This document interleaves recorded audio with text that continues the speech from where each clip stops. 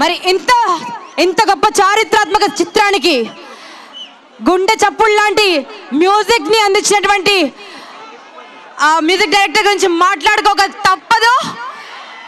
ఆయన పేరు పలకడం అంటే భగవంతుడి మంత్రం పలికినట్టే. సంగీత సామ్రాజ్యపు చక్రవర్తి ఇళయరాజా గారు ఆయన రాలేకపోయారు, కానీ ఆయన మన కోసం మాట్లాడారు. ఆయన మాటలు విందామండి. బ్యాక్గ్రౌండ్ మ్యూజిక్ కంపోజ్ చేయడానికి కోసమే నేను అక్కడ రాలేకపోయాను.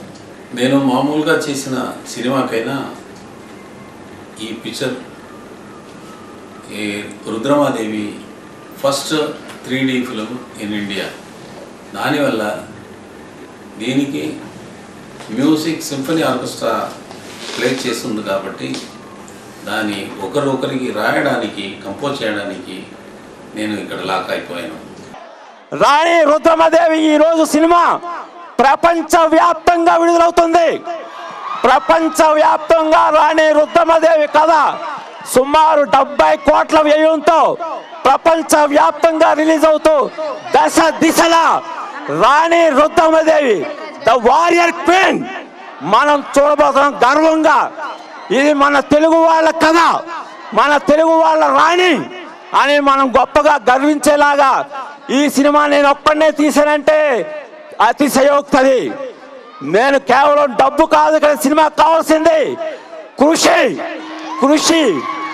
నాతో పాటు గుణ టీమ్ వర్క్స్, ఇదో వీళ్ళందరూ గుణ టీమ్ వర్క్స్, వీళ్ళందరూ ఈ మా సినిమాగా భావించారు. గుణ నీకేం కావాలి తీయి, ఇలాంటి సినిమా కావాలి.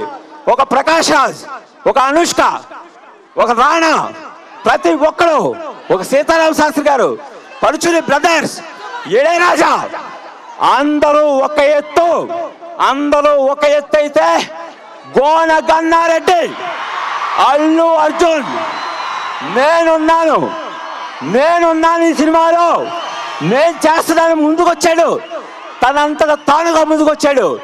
అలాంటి అల్లు అర్జున్కే హ్యాట్స్ ఆఫ్.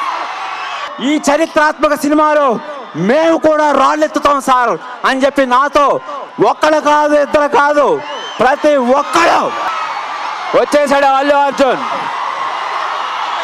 మన గోన గన్నారెడ్డి, మన అల్లు అర్జున్ గోన గన్నారెడ్డి.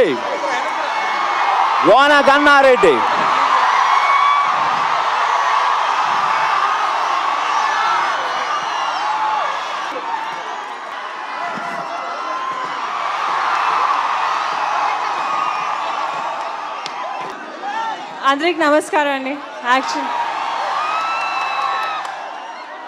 ఈరోజు ఇక్కడ ఫస్ట్ ఆఫ్ ఆల్ గుణశేఖర్ గారు చెప్పినట్టు ఇది మన చరిత్రలో మన చదివింది రుద్రమ్మదేవి. అది ఈరోజు నేను పోషిస్తున్నాను, చాలా అదృష్టంగా పడుతున్నాను.